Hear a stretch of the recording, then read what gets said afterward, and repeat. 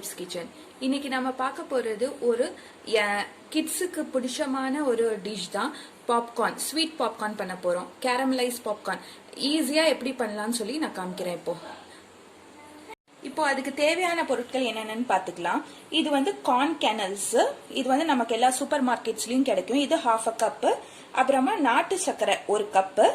அப்புறமா chilli powder 1/2 teaspoon, pinch of salt, butter வந்து 2 table spoon, அப்புறமா 1/4 கப் ஆயில். இது வந்து சன்ஃப்ளவர் ஆயில். நான் சன்ஃப்ளவர் ஆயில் எடுத்திருக்கேன். ஓடர் ஃப்ரீ ஆயில் எடுத்துக்கோங்க. இப்போ எப்படி பண்ணலாம்னு சொல்லிட்டு பார்க்கலாம். ஃபர்ஸ்ட் நம்ம வந்து அதுக்கு அடுப்பு ஆன் பண்ணிக்கலாம்.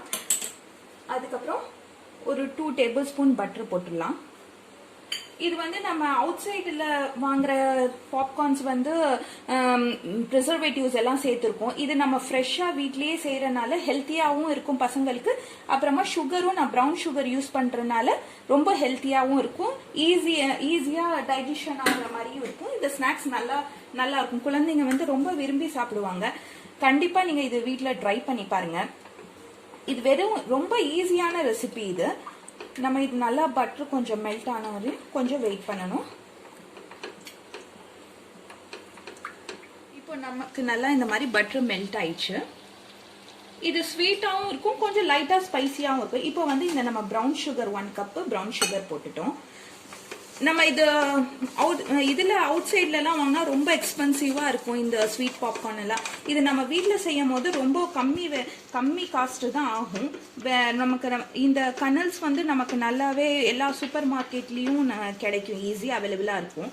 அதை வச்சே நம்ம வந்து வீட்டில் இது வந்து குழந்தைங்களுக்கு பண்ணி கொடுக்கலாம்.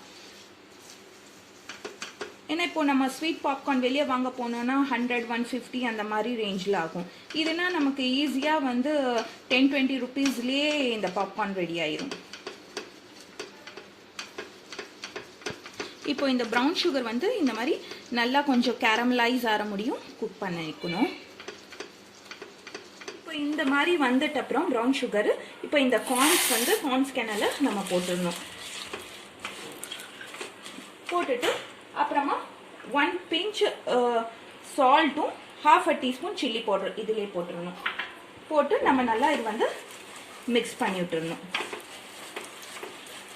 இது கொஞ்சம் ஹை ஃப்ளேம்லேயே இருக்கட்டும்.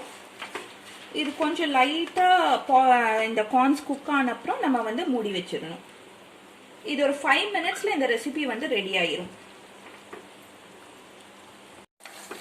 இப்போ வந்து நம்ம இந்த மாதிரி ஒரு க்ளோஸ் பண்ணி வச்சிடணும். இப்போ பாருங்க, இந்த மாதிரி லைட்டாக பாப் ஆயிட்டு இருக்கு நமக்கு பாப்கார்ன்ஸு. இப்போ வந்து நம்ம கொஞ்சம் லைட்டாக கேப் வச்சு இந்த மாதிரி மூடிடணும். மூடிட்டா நல்லா பாப்கார்ன் வந்து பாப் ஆகி வந்துடும். இப்போ வந்து ரெடி ஆயிடுச்சு. நமக்கு எப்படி நல்லா பாப் ஆகி வந்திருக்கு பாருங்க, நல்லா ரெடி ஆயிடுச்சு. இது வந்து கொஞ்சம் ஸ்டிக்கியா இருக்கும். கொஞ்ச நேரம் நம்ம இந்த மாதிரி ஏதாச்சும் ஒரு ட்ரேல போட்டு ஒரு 5-10 மினிட்ஸ் வந்து அப்படியே கொஞ்சம் காத்தாட வச்சோம்னா கொஞ்சம் வந்து நல்லா ஸ்டிக்கி ஆகாம நல்லா இருக்கும்.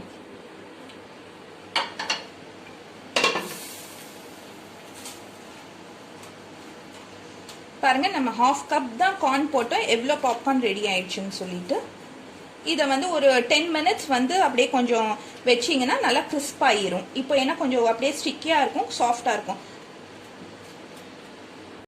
இப்போ பாருங்க, நமக்கு ஸ்வீட் பாப்கார்ன் ரெடி ஆயிடுச்சு. இந்த ரெசிபி உங்களுக்கு பிடிச்சிருந்தா கண்டிப்பா ஷேர் பண்ணுங்க, லைக் பண்ணுங்க, மறக்காம சப்ஸ்கிரைப் பண்ணுங்க. தேங்க்யூ.